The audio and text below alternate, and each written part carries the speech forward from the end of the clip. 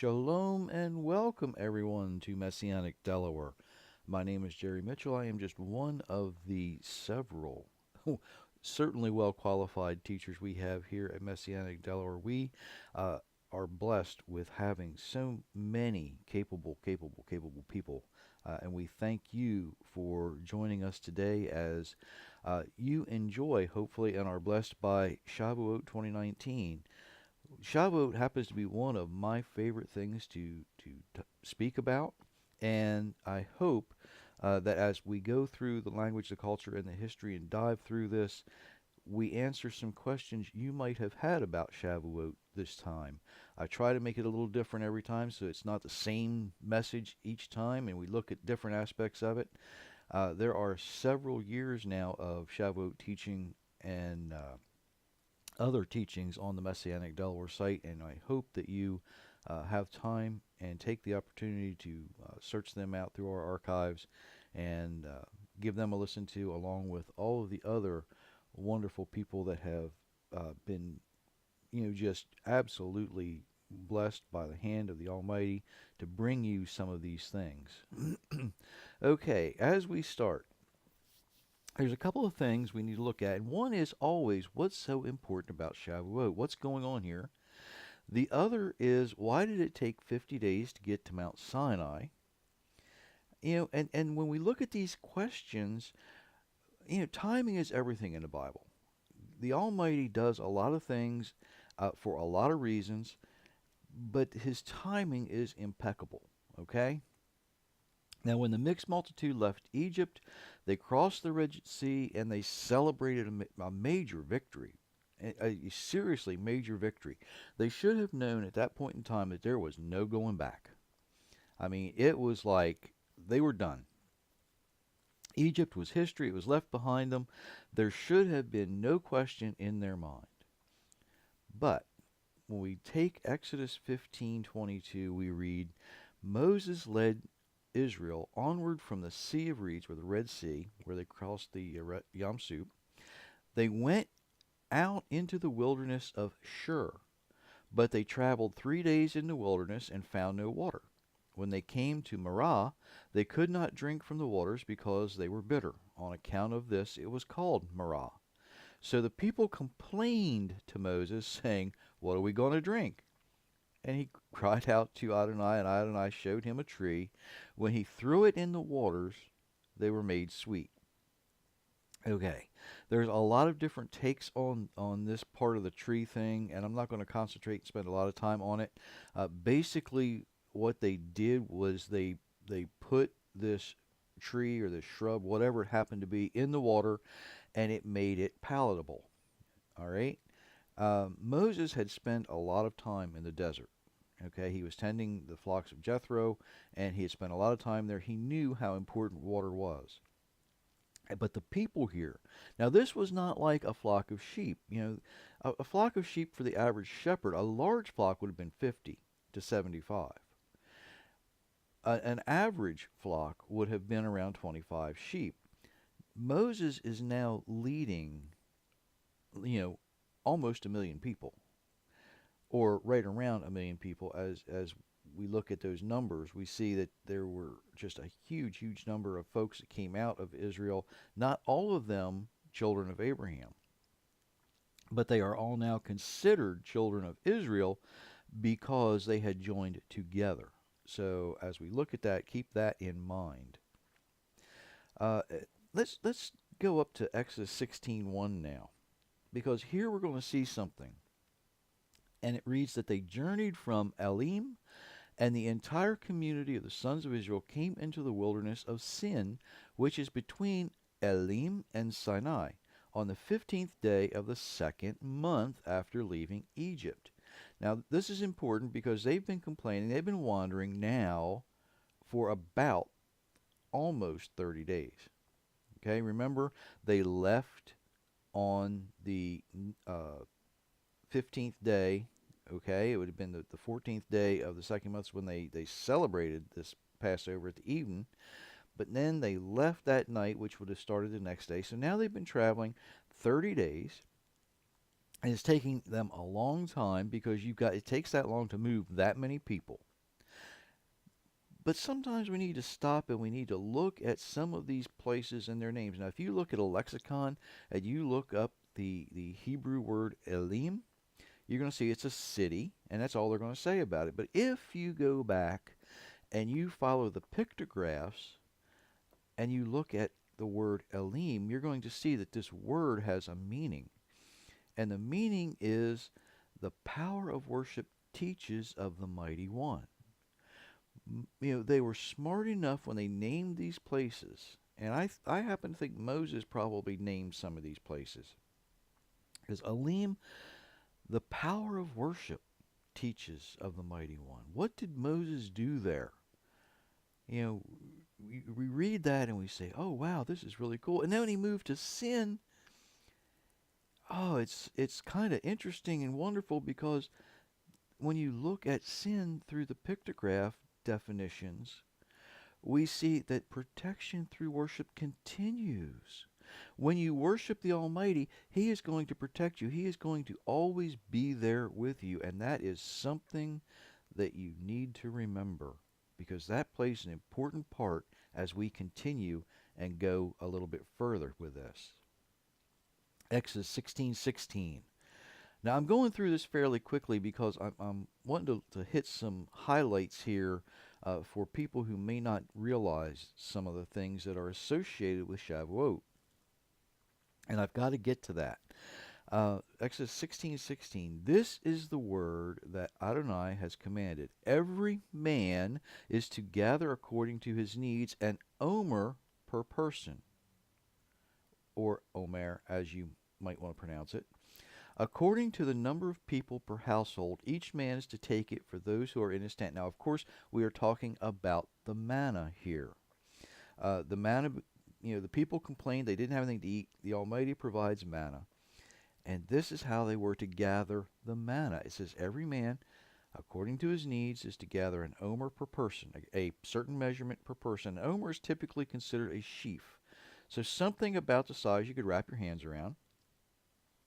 And if you ever wondered, how this counting of the omer began, it begins right here. Now, there are several traditions and teachings about counting of the omer, but literally it means to gather the blessings according to the number of people you are responsible for. The head of the household, or the head of the tent hold in this case, because they were living in tents at this point, okay, they're nomadic right here. They go out and they would get what they needed every morning. They would go out and literally count what they were responsible for. They would go out and they would actually have to consider every person they were responsible for, and they would gather enough of the manna, enough food for the day, every day. That's what really counting the omer is. Now, today we've reduced it to a sort of countdown to a certain day, to Shavuot or to Pentecost, depending on which church you go to, which denomination you may be associated with. But it starts right here, and this is such an important meaning of counting the omer. It doesn't have anything to do with counting a day. It doesn't have anything to do with all of that. That is a way of keeping track of it. But it starts here, and it means to count the blessings according to the needs of your people, the people you are responsible for.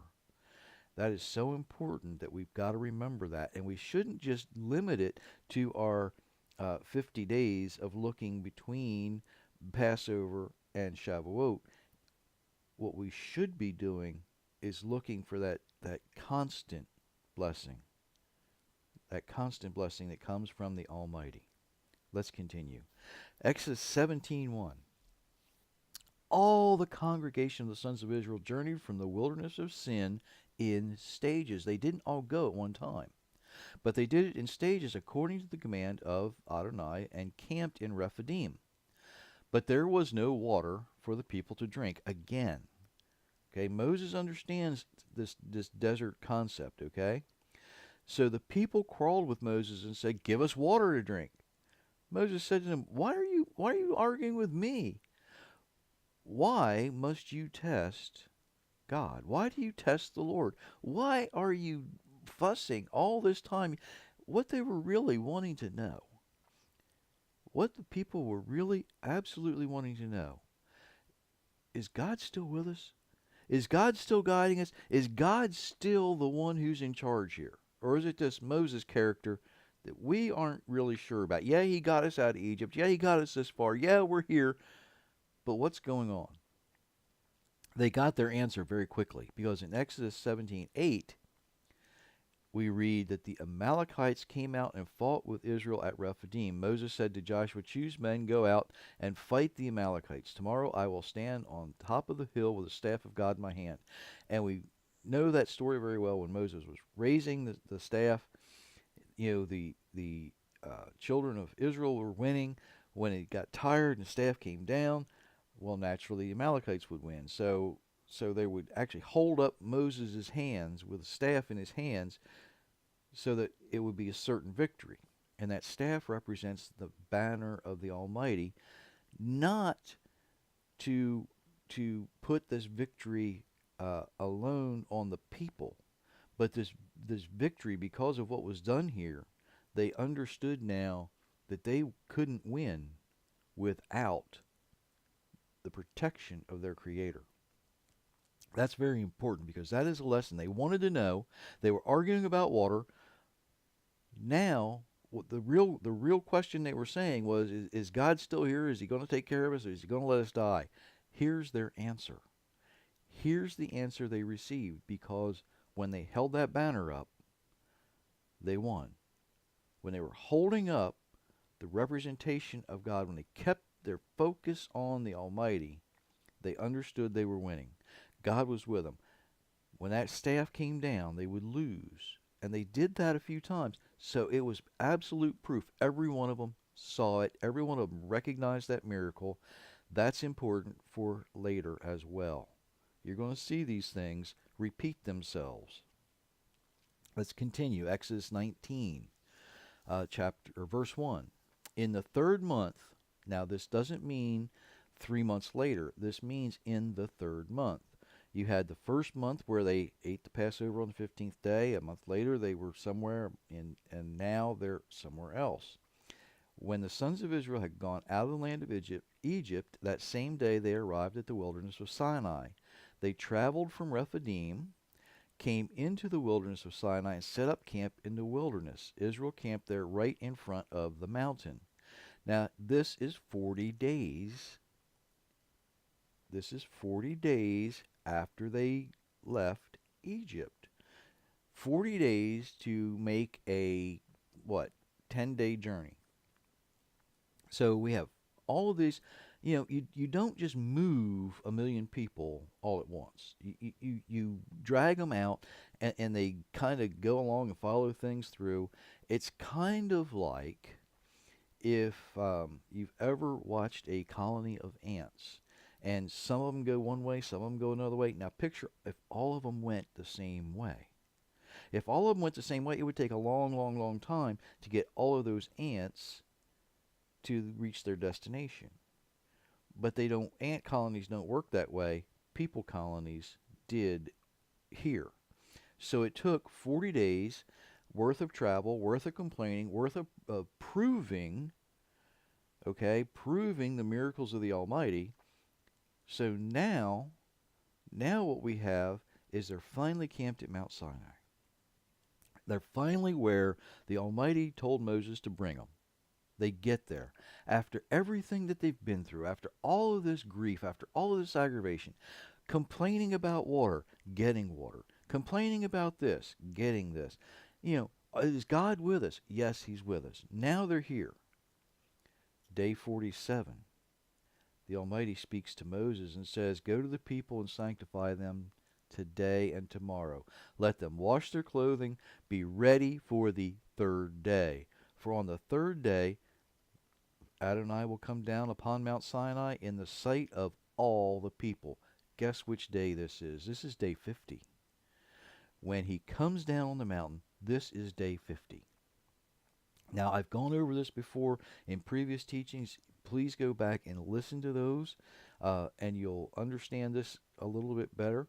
But for right now, I'm going to leave this particular part here, and we're going to go up to Acts chapter 1, because here is where we see a whole lot of similarities. Luke writes Acts, and he begins, I wrote in the first volume, Theophilus. Well, which first volume is he talking about? You know, there's not an Acts 1 and an Acts 2, but there kind of is, because if you want to see the first volume, Theophilus, meaning people of God, you have to go back and read Luke's gospel. Because what he's saying is, I wrote in this, the first time I wrote to you folks about all that Yeshua began to do and teach up to the day he was taken up. After he had given orders by the Holy Spirit to the emissaries he had chosen, to them he had showed himself to be alive after his suffering through many convincing proofs, appearing to them for 40 days and speaking about the kingdom of God. Why is this 40 days period so important? The people wandered in the desert for 40 days. Yeshua, before his ministry began, was in the desert for 40 days, doing what? Being tempted.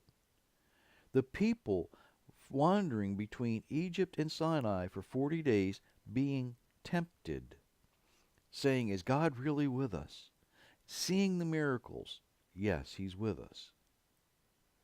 Now, 10 days later, in Acts chapter 2, when the day of Shavuot had come, they were all gathered together in one place. Many churches today call this Pentecost, the 50th day. Okay, this is why this is so important, because you see these things play out time after time after time. The people traveling 40 days, but beginning of the ministry, Yeshua being in the wilderness for 40 days. At the end of his ministry, again, walking around, showing people proof, showing people signs for 40 days.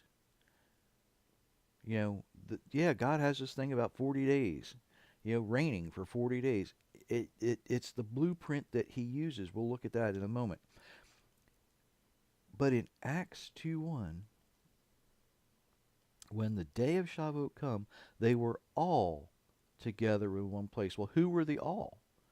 Well, if we look back just a couple of verses, in Acts 1:15, it says, in those days Peter stood up among the brothers and sisters. The numbers and names altogether was about 120, and said, he began to speak.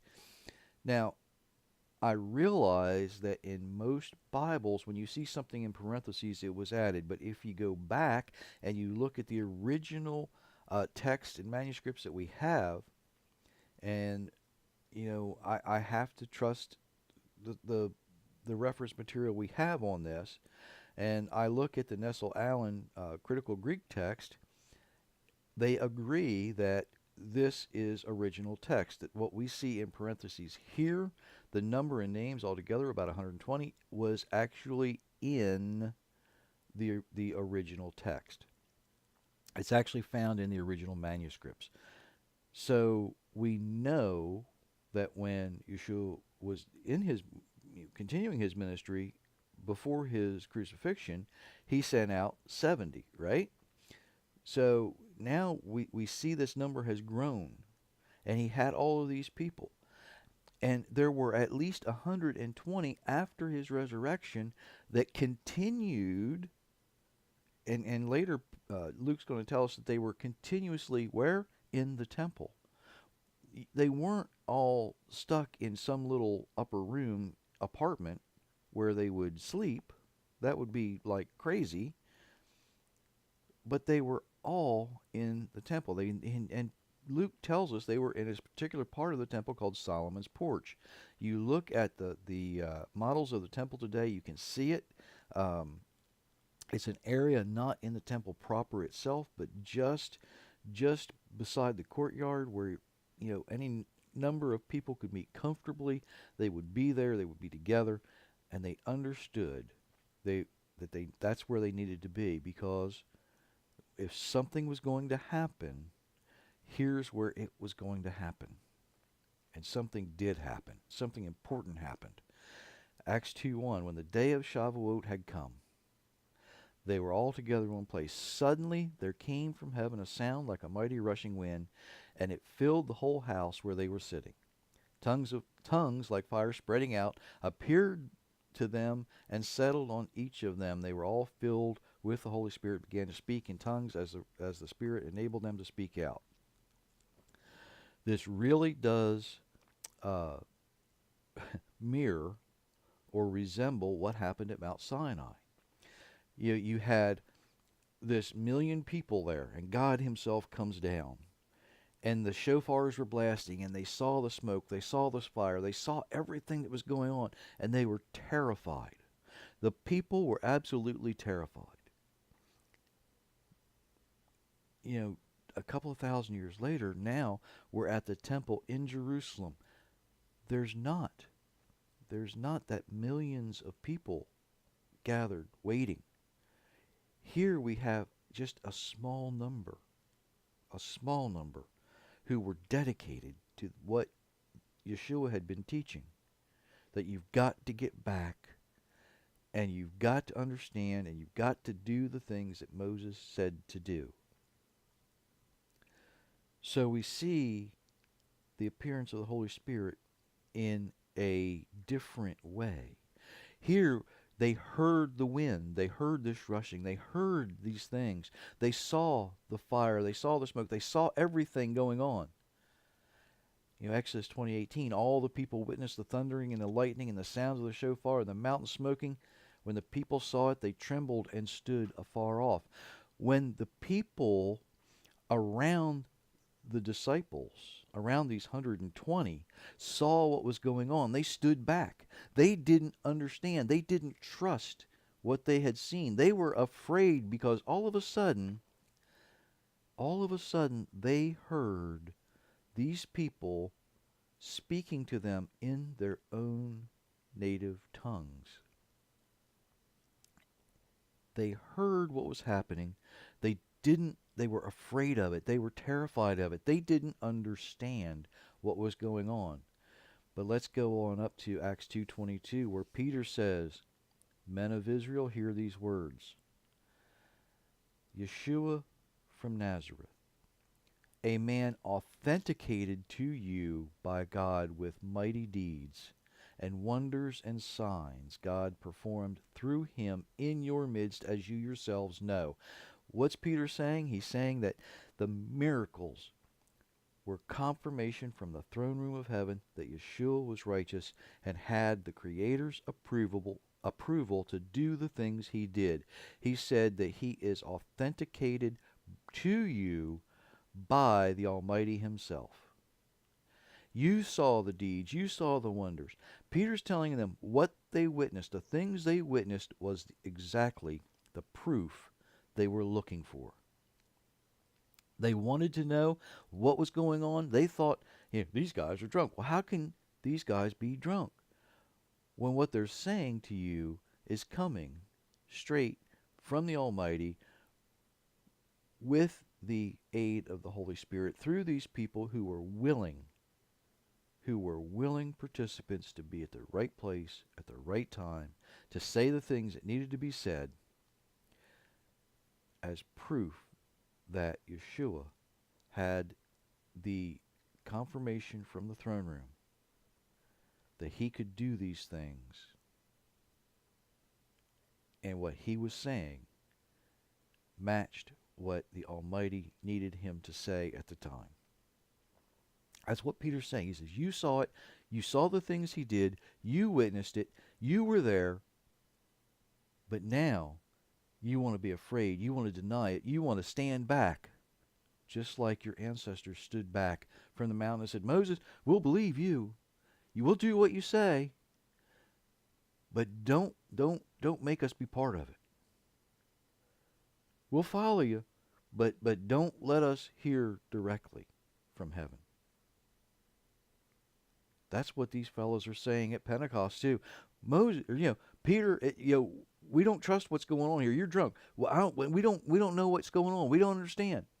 Peter's saying, look, you saw the things that were happening. You accepted the miracles. You accepted the healing. You accepted all these other things. You enjoyed the bread when you were hungry, right? You know, those 5 loaves of bread that fed all those people, you liked that. And if you like that, you need to understand the rest of it too, and this is part of it. Yeshua had the authentication, he had the confirmation directly from the throne room that what he was saying was what God needed him to say at the time. Now today we stand not only on the shoulders of those people who were witnesses, okay? And a lot of people a lot of denominations will say, you know, this is where we get the church from, this is where we get our faith from. But we not only stand on their shoulders, but we stand on the blueprint that was spread out at creation. The very calendar that our Creator designed points us to the appointed times when he chooses to meet with us. And he is able to replicate the events from the past to the certain times that they needed to be as easily as an architect can duplicate the floors of a building. Our Creator weaves a tapestry of his instruction to show us that the trust we have in him is not empty. It's not without cause. Our faith and our hope has real evidence throughout history because our Creator does not change so that we are not destroyed. He continues to do the things that he does over and over and over again. Maybe not exactly the same way, but it certainly represents the same thing. Just as the people wandered in the wilderness, Yeshua wandered in the wilderness for the exact same amount of time. Just as the people witnessed the miracles, Yeshua performed the miracles that the other people witnessed a couple of thousand years later. Just as all of these things were laid out at creation, the Almighty weaves this into his tapestry, and we are the witnesses. What are we witnessing today? What do we see today that is a replication of the things that the Almighty has done in the past? Maybe it's not something he has done exactly, but the things that he has said that will happen are actually happening today. We can look back, read our Bibles, and say, you know what, this is very, very similar to what we read here. What's happening in our newscasts today, we read about, that the prophets wrote about, 2,600 years ago. We recognize these things, but we are afraid. We stand back. We say, no, this can't be happening. But there are a few, and I mean a few, who are faithful to the end, and they stand and they say, we're willing participants to do the things we need to do, to go the places we need to go, to be the people that our Creator designed us to be. Those people are kind of small in number. They're growing, but they're small in number. The question for everyone today is, are you willing to accept your role as a willing participant? Or are you going to be one of those people who stand back and say, I'm afraid, I'm scared, I don't know what's ahead of me? There was a whole group of people that came out of Egypt. They were terrified. They didn't know what to expect. They kept saying, is God really with us? And they kept looking at the miracles, at the signs, and at the wonders. And we can do that today too. We can look around and see things that the Almighty is doing if we're willing to see these things for what they are. Just like the people 2,000 years ago where Peter stood up and said, you've seen it, you've witnessed it, you've been part of it. Are we willing to do that today? Are we willing to say, yes, we saw these miracles and we understand what they are? I hope you are. Join those few faithful people. Let those numbers grow. Ladies and gentlemen, that's a lot for you to think about. I pray this has been a blessing to you. Have a wonderful, wonderful week.